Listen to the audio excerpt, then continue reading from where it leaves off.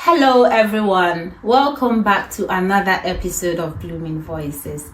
As always, I'm Anita, your host for this platform. Today we are going to talk about a topic that resonates with a lot of Ghanaians. Before much ado, I'd like to introduce our guest. Thank you for joining us here today, Uncle David. Yeah, thank you for having me. Okay, Uncle David, before we dive into this topic, can you tell us a bit about yourself? Okay, my full name's David Akins Bekwe, and originally from Ghana, been here for quite a while. I'm an entrepreneur, policy advocate, and a social commentator. I try to see if we can influence the thought of Ghanaians and the policies that they produce for the people. So that's basically me. Wow, that's a wealth of experience there. So I believe Uncle Dave's insight into this topic is going to be wonderful. Our topic for today is the Fama Nyame mindset. For those who do not know what Fama Nyame is, it basically means leave it to God. And I believe many of us Ghanaians have heard this before. Growing up, anything you're constantly told Fama Nyame or leave it to God, which basically means letting things slide. Now, this has been embedded in our culture where you are asked to be the bigger person instead of being outspoken. So this Fama Nyame mindset, in the long run, it makes us timid. In my view, I think it makes us timid. I hope you'd agree with me. Yes, David, yeah. very, very true. Yes, it does. The thing is, the way we are brought up, we're brought up in a way that you always supposed to forgive and forget. Yeah. Right. And that's always been part of our culture. Mm-hmm. And that kind of mindset, if you look around, for example, place like the whole of West Africa, Mm-hmm. if you look around, all the countries around us have a degree of that kind of culture. Yeah. Right. But some are more pronounced than the others. If you take, for example, a country like Nigeria, people from Nigeria, Yeah. they're very outgoing. Yeah. They speak up, Mm-hmm. right? And then when you retrospect back to Ghana, we're very quiet because that aspect is very pronounced, Yeah. right? Mm-hmm. You're always supposed to forgive. Yeah. And the reason why this happens quite a lot is we are very religious, right? We are extremely religious. So rather than deal with the situation, we think God will deal with it, or let go, just forgive, just forget. And that has transcended through generations up until now. Mm-hmm. And you know, anything that goes on for a very long time, it slowly becomes something of like a norm, Mm-hmm. right? That influences every part of your life. Definitely. Right. If you take an average Ghanaian Yeah. and you put him in a workplace, performance-wise, they always come short Yeah. because there's a tendency Mm-hmm. that they can't speak up. Mm-hmm. They can't be firm with the next person Yeah. or even to their superior. Mm-hmm. Sometimes you need to be able to speak up, Mm-hmm. to have your point come across, or even to explain yourself and make people understand that what you're doing is supposed to be the right thing. But we always coil back into our shell because that's how we are. Yeah. That's how we've been trained. And it's never been good for us. It's never been good at all. So I remember when I used to work here in an office place, there were so many other African country nationals over there, but there are about 2 or 3 Ghanaians. Mm-hmm. And we always don't go forward. You know, we always don't go forward because we think, oh, my time will come. Just leave it to God. My time will come. Yeah. And that's mostly why things are the way they are. Yeah, I agree with you. Even myself, I struggle with that. And just as you said, Nigerians are outspoken. I found myself around a lot of Nigerians, and I have learned that thing from them. Recently, I stood up for a Ghanaian friend at work. So there was this kind of, this within the NHS, racial bullying of black nurses.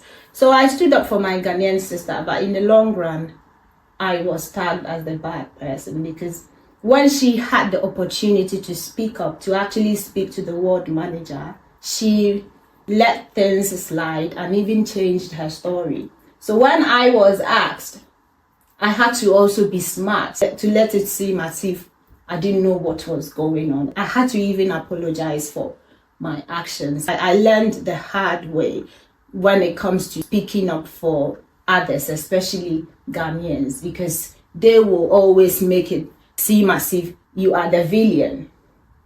So that is why I decided I need to talk about this on my podcast, because this is an issue that is very, very worrying, because you are in the workplace, you need to speak up. If you don't speak up, you don't even get to create any boundary, because you'll be trampled upon. They will think that, oh, whatever that we throw at this person, they are able to take it. We will just smile and let it seem as if, but then we will be talking about it behind the scenes. That's one thing. There's a saying that I'd like to say a lot. Most Ghanaians, not every Ghanaian, but most Ghanaians are two-faced. Yeah. Right. Like snake in the grass. Mm-hmm. We'll put up a smiling face up front, but behind, if we can't deal with it, we'll do something very drastic in the background and cover up and pretend it wasn't us. Yeah, it wasn't us. Mm-hmm. So that's a typical example of what you're talking about. You trying to stand up for the person, but then in the end it looks as if I am the villain. Yeah. So that's how we are. Mm-hmm. We can't come forward. It bothers us. Yeah. But then instead of dealing with it, we try to do something shady in the back. Definitely. And so if you go into the Ghanaian community, especially in the diaspora, a lot of people will tell you, I don't want to mingle with Ghanaians. I don't want to go, because they'll be smiling with you next minute. You hear something and you think, oh, wow, was this the same person I was talking to or smiling with, Mm-hmm. So that's how we are. Most Ghanaians are two-faced. Yeah. There's one face that they'll smile. Mm-hmm. So when you ask people, like the English or people who are from here originally, they'll say, oh, Ghanaians are so nice. Ghanaians are so beautiful. Yeah. Ghanaians will do anything for you. Yeah. But we're not doing it willingly from the bottom of our hearts. We just have that resilience of pretense. Mm-hmm. Putting up a face, smiling, even when we're hurting inside. Yeah. And that's one thing that's that syndrome, that Fama Nyame syndrome. Yeah. That's one thing that it's changed us into, or morphed us into. Uncle David, do you think it's embedded in our culture? Yes, it is. Like it is. Generations before generations, this Fama Nyame mindset has been in our culture all this while. It is. It's very, very much rooted into our culture. For example, something goes wrong at home, right? Clearly it's your father or your mother or even an elder in the society that's done it. You can't say it. Yeah. The elder is always right. Yeah. It doesn't matter. And to the extent that it transcends even into our workplaces. You go into a workplace and there's an elderly person there and you're a younger person, the elder person is always right. Yeah. Even though they are not being productive, they're not making the business going well, you can't say it. and it's all from this kind of attitude that we've built up, and so it's very, very much rooted in our culture, and until we deal with it, it's not going away. Okay. It's not going away, and it's in all aspects of our society, Yeah. It's everywhere. For example, if you go into the marketplace, for example, people have been selling stuff. Yeah. You go and you see how products that are supposed to be eaten are put out there, and it's not good. You can't say it. Even when you say it, they'll tell you which law to do. Yeah, this and you understand? Yeah. Just take it. No, you see the tomatoes is starting to go bad. Just wash it off and use it. And use it, yeah. It's everywhere. And we think it is okay. We go about, we throw things about, and we think, oh, it's normal. It's normal because we see that as normal. So it's gone through generations, and it has transcended into a whole new culture. Yeah. And that's the reason why we are who we are, how we are. Yeah. I very much remember when I was in Ghana, and I used to do like graphic designing and production for people, and they'll come to you, and they'll expect you to do something for them, right? In your mind, you have something, you have a thought or an idea, something that you do. Once they see a little bit of ink or design on paper, they tell you, oh, it's okay, I want it like that, it's okay. You know the thing is not done. Yeah. But we have accepted that culture to the extent that we have ended up becoming so mediocre in everything that we do. Yeah. And we're so little-minded. Not everyone, but the majority of people are very little-minded. Doesn't go beyond what they see today or what it is now. Yeah. So it's gone very deep. During the elections, I was even telling a friend that Ghanaians can change governments or presidents as much as they could, but no government can make Ghana better because of the mindset that a lot of Ghanaians have. I mean, when you go to Ghana, okay, basically if you live in the diaspora and you go to Ghana, things are done differently. I mean, when you go to a public office where things are supposed to be done in an orderly manner, you would have to, if you don't twist your arm or your hands a bit, you will not get what you want. And a lot of times deliberate. It's deliberate. Yes. But I remember I applied for Ghana card. I was told it was going to take a while before I received it, but believe you me, I received it within a week because I decided to do something about it, because I was going to leave the country within that week. So there was no way I was going to leave it behind. And I got it. So this mindset that we have, it does us no good. Mavis lives in Ghana, so we would want to hear from her perspective. Mavis, how do you think that the Fama Nyame syndrome affect how Ghanaians deal with issues? Now, in Ghana here, some times they prefer to let things slide out of our cultural values, sometimes out of respect, to be specific. We try to avoid confrontation with people. Now imagine having a confrontation with someone who is older than you or someone in higher authority. It really ends for serious. Even though sometimes you disagree with them, sometimes you feel like their point is baseless and you know very well that you are right. Sometimes you need to leave it, you need to let it slide, and then out of the respect that you have for them. Secondly, they allow things to slide when they think that the issue is a minor one, sometimes there's no need crying over a spilled milk. Sometimes the issue you are talking of is just something minor, something petty. There is no need confronting the person because of the relationship that we have with the person. Maybe if you confront the person, it will escalate, it could turn into an argument or something. So they prefer to let it slide. Now, sometimes we need to speak out when we know that our opinion can actually save somebody from harm or be a source of solution for a situation. Yeah, sometimes people keep quiet, knowing that the information they are holding on to can actually save a life or it can actually solve a situation, but they prefer to keep quiet and do this Fama Nyame kind of thing. So sometimes when it has to do with solving issue or when it has to saving life, we need to speak up. Okay, Mavis, that's a good point. Uncle David, do you think that this mindset works for Ghanaians in the diaspora? No, it doesn't. It doesn't.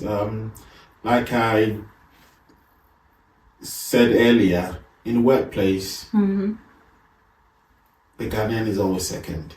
Yeah. Because we can't stand up For ourselves.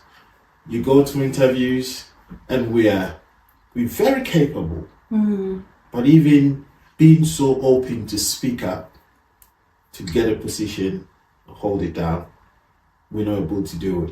So if you go around, you see there are very few Ghanaians in prominent places. A lot of us are down on the bottom. But there are other nationals who are up there as well. Yeah. You know? Yeah. So in the diaspora has not helped us. It's not helped us as well at all.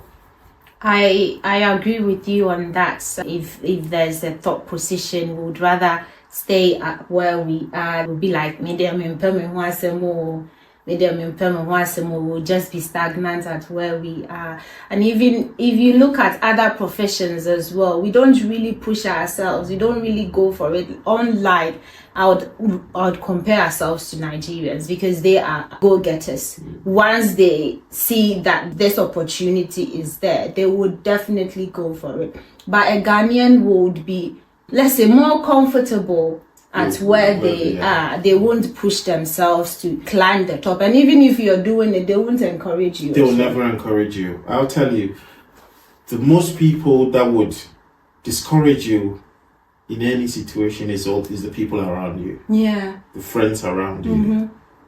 Your own family members.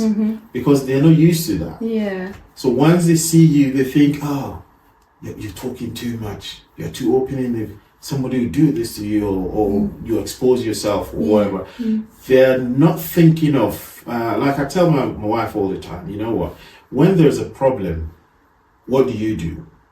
You find a solution. You always need to find a solution to push yourself higher. Yeah. But we are not like that. We'd rather sit back and with a small-mindedness attitude, we'll start thinking, oh, what if it goes wrong? Yeah. What if somebody sees me? What are we going to say, or what the person going to think about me? You know, so it's really affected us. It has. It has. Sometimes I think you have to be self-aware, self-conscious. That is what I do all the time. I introspect, and I'm like, no, this is not what I want. Or sometimes it's uncomfortable going for that. A lot of the time it's very uncomfortable, yes. But you have to push yourself. Because we're not used to that. Yeah, very, very uncomfortable. So, Uncle Dave, do you think that can being outspoken and practicing patience go hand in hand? It does, yes. It does. When you know your boundaries, when you're able to draw lines, then you know how to speak up, when to speak up, and when to sit back. You know, being outspoken doesn't mean you have to be loud or angry all the time or be in people's faces all the time. You need to learn to know when to step forward or step back. So once you've got your boundaries right, you should be able to handle both very well. So I think it's more about assertiveness than just reacting. Yes, being more assertive than just reacting to situations. And that's one issue that Ghanaians have as well. We are not assertive. If you go on social media, for example, where people are hidden behind the keyboard, the shyness go away. But because we are not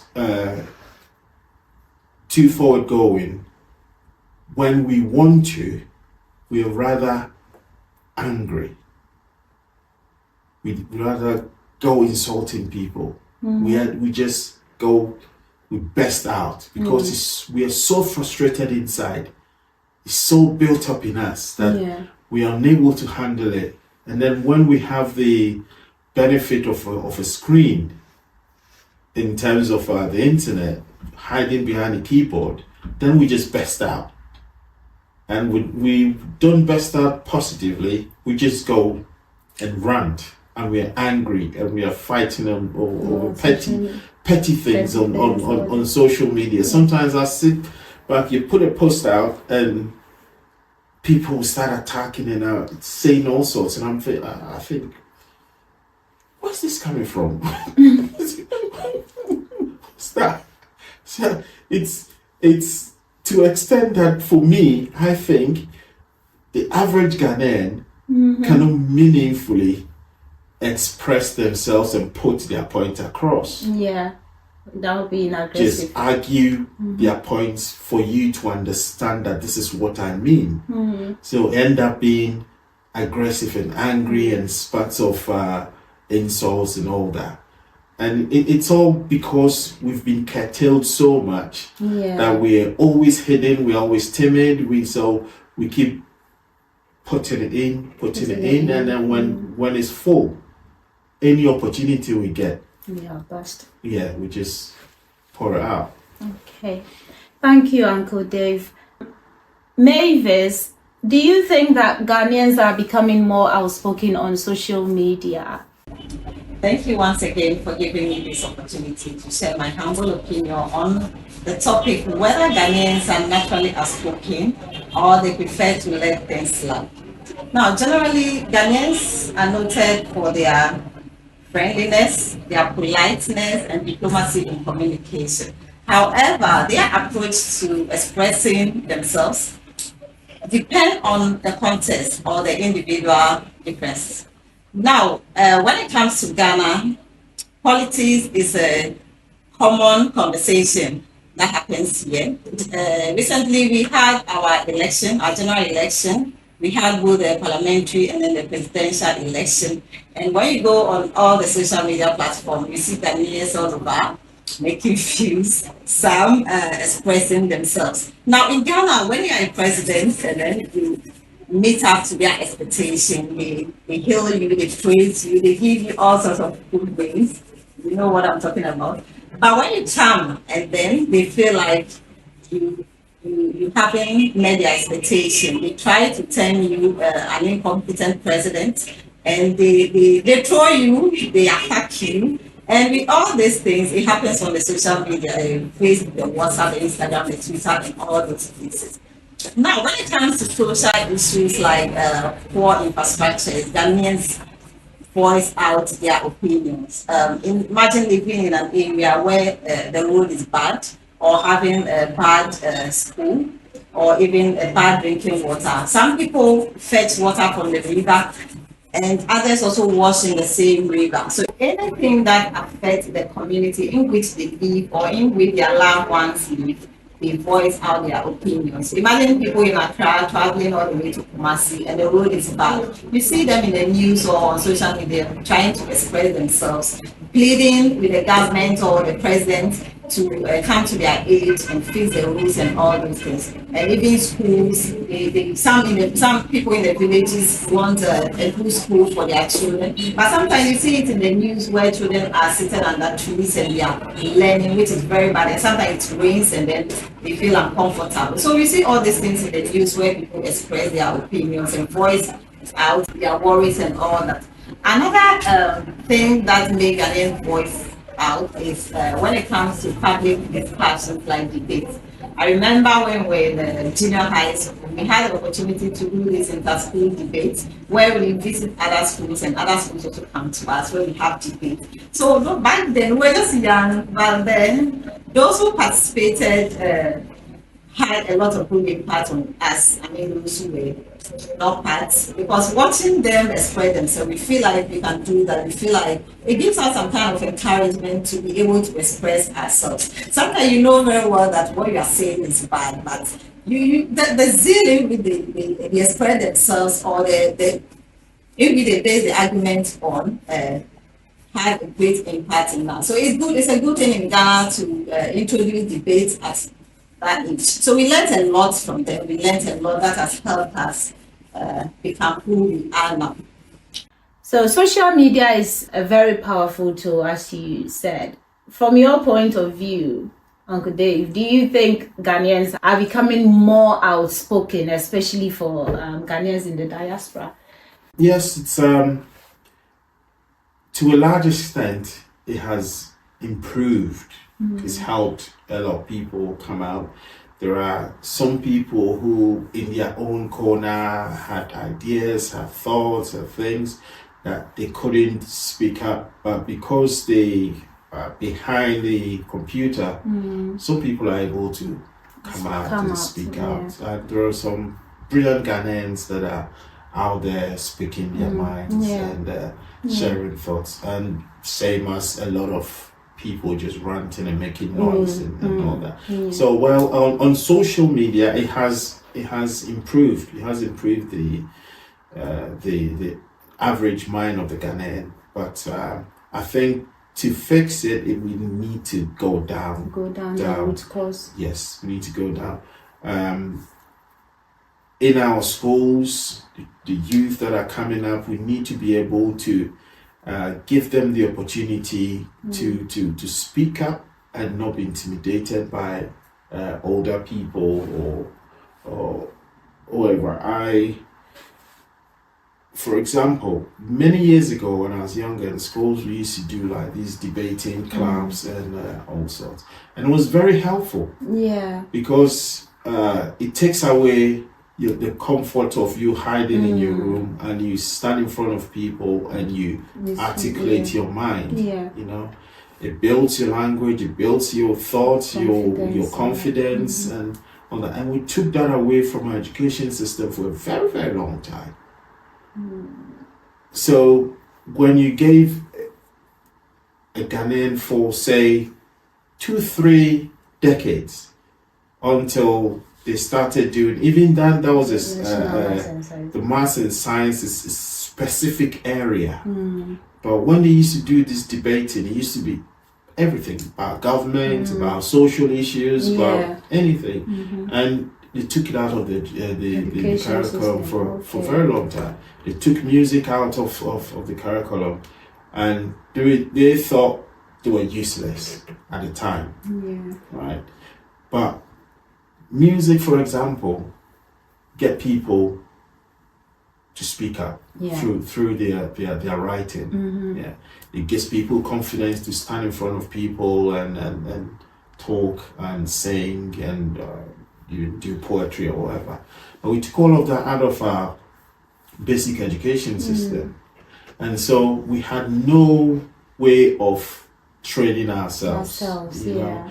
There are things that sometimes we take it that they are not important, but in the end it builds you very well. When we were young, we used to play a game, I think we used to call Pilolo, hide and seek. Hide and seek. Right. It's until recently when I had children, then I realized, that was a very helpful game we used to play, because it trained your mind to be able to look for things. Yeah. Now, children of nowadays, you send them, oh, go get me a cup. You go and turn left, right. I didn't see the cup. Yeah. And they'll come back. You know, but that was really because we're very persistent until you find those pieces of sticks or stone or whatever. You're not coming back. And so it built our character. We don't play those things anymore. No. You know, all the things that were helping us as children growing up, it's not there anymore. Maybe technology has taken over all of these, don't you think? Technology has taken over, but you know, some things transcend beyond technology. You know, but when you don't pay attention to it and you have no meaning for it, you have no value for it, then that thing will be useless for you. If you pick like a rock or a stone and you think the stone have no value, you throw it away. Yeah. Somebody will take the stone, put it in a lathe, put water on it, and machine it into a fine pebble. Engrave a name on it, put it on a shelf, and you, same person that think the rock was or your stone was useless, you go and buy it. Oh wow, that stone is so beautiful. This is a gemstone or whatever. It's just a rock, but they put value to it. Yeah. So whatever you have, if you don't put value to it, it becomes useless. Yeah, I agree with you on that. And don't you think that this timidity was started by our teachers? No, not our teachers. It started way back from home. You couldn't stand and speak to your dad. Yeah. Some people could not even have a basic conversation with their fathers. Yeah. You know? Yeah. Every time you run to your mom. You can't speak to your uncle. You can't speak to elders, chiefs, traditional leaders, people of high authority. You couldn't speak to them. So it's from the home. Not from the school. So even before you go to the school, the teachers have grown up in that culture. And so that's the only little place they can also be the boss over the children. So they would intimidate the children to make them walk out and timid. But it comes from the home. Yeah. Before the child gets there, the child is already timid from the onset. Yeah. If, for example, we keep going back to this Nigeria, Ghana, and if you watch like a Ghanaian movie production, which has children, and you watch that of Nigerians, you can see the Ghanaian one. The children are so plastic, so artificial. Yeah, you can tell they're scared. They can't speak. They can't articulate what they want to say, or even if they can speak, they can't express themselves in the act. You know, see them standing stiff, gazing at the camera, and so what they are saying and the action is not coherent. Yeah, you know, it comes all the way down from home. Yeah, so we need to do something about it, and until we start realizing and start speaking about it, it's not going to change. And how do we balance being outspoken with respecting our culture and also recognizing that some of these traditions that we grew up with are outdated and that we need to change it? You know, one thing about us, Ghanaians, we refuse to refine, to improve. Yeah. We don't change. There are things that have gone on for many generations, and we're not changing it. For example, if you left Ghana, say 10 years ago, and they were doing things a particular way, is it still the same? Traditionally, or even in the social environment, it is still the same.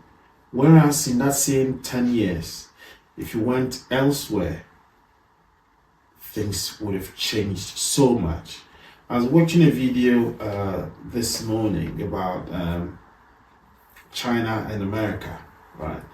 You know, in 2019, Donald Trump banned China from a lot of technology things. And so it forced China to innovate and create. And now all the things that they were banned from, a lot of them, they've created their own, independent of the rest of the world. And there's this AI module, it's a company in China called DeepSeek, which have created an AI module. And that AI language is, initially Americans thought they were like, China was like 3 years behind. And then they discovered DeepSeek. And that is, in many cases, performing at par or more than like ChatGPT and other the AI languages that we have. And we are marveled. And these American companies and the other Western companies, they've spent billions to innovate that. And within this company, within 6 months, has only spent 5.9 million to catch up and overtake in certain instances. You know, for us, we are not even willing to give it a shot. We are not willing to give it a shot at all.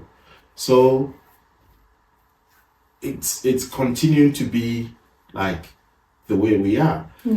If you go, for example, the government of the country will build a road. Okay. In the road design, there's supposed to be like road markings, road signs, and all the ancillary works and everything. But for some weird reason, they'll take it out, okay, build the road, hand it over, the highways will do the road markings and other things. And it never gets done. It's given to a different, like... Yes, and it's never get done. And you know, like on the roads, people are dying because there are no lights on the road, very dark. People are throwing headlights on you, dazzling drivers and all that. Something like these road markings in a dark place, they'll be very helpful. It will illuminate and it will avoid a lot of accidents. But we're not going to do it. We won't do it. Until it kills someone. It keeps killing. We will not do it. Not that we don't know that it's not good. We are not creative and innovative enough to think that, okay, let's go and get this done this way. Or even bring our own ideas to make it this way. 2 days ago, I was reading about this, the British government going to introduce a new application where you have your passport, driver's license, and all the government services. Right. So I was telling my wife, oh wow, for this one alone, Ghana has taken the lead. They've done it because they did something called the Citizens app, which has your Ghana card and all the everything, all government services in it. Nobody even knows about it. Nobody uses it. We don't even they want to use it. You understand? So even when we go out of our way to do something for ourselves, the people are so archaic. We're so backward. We would not do it. We don't use it. So until we begin to fix ourselves, we won't change. We won't change. Development will come at a very, very slow pace. So do you think that is why we are not, let me use this word, I think it's appropriate, we are not thoughtful when we are selecting our leaders? Yes, it is. Because we don't think the way we say, I can't think far. We don't think far ahead. We don't think far ahead. Because if we do, we would rather look at policy rather than person being popular or person belonging to a certain party. You understand? Going back to politics, for example, in this recent election that they've done, look at the opposition. Rather than going back, sit down and find out the reason why they lost. When you go on radio, on TV, they're just angry. They're just angry and saying things, very revealing things that in the next 4 years will come back and haunt them. You understand? But they cannot see beyond now because we're not built like that. Yeah. So it's very unhelpful. Very unhelpful. Wow, that is so true. But then, don't you think we can't throw away everything, but then we have to find a way of adapting instead of, holding things up? Just as you said, we really need to change, but we also need to adapt to us knowing that, okay, we are relaxed, we are calm, but we don't always have to shut up. We don't always have to keep quiet. If it's not A, we need to let them know that no, that is not A. We really need to learn how to speak our mind. We really need to learn how to be outspoken. Of course, we do.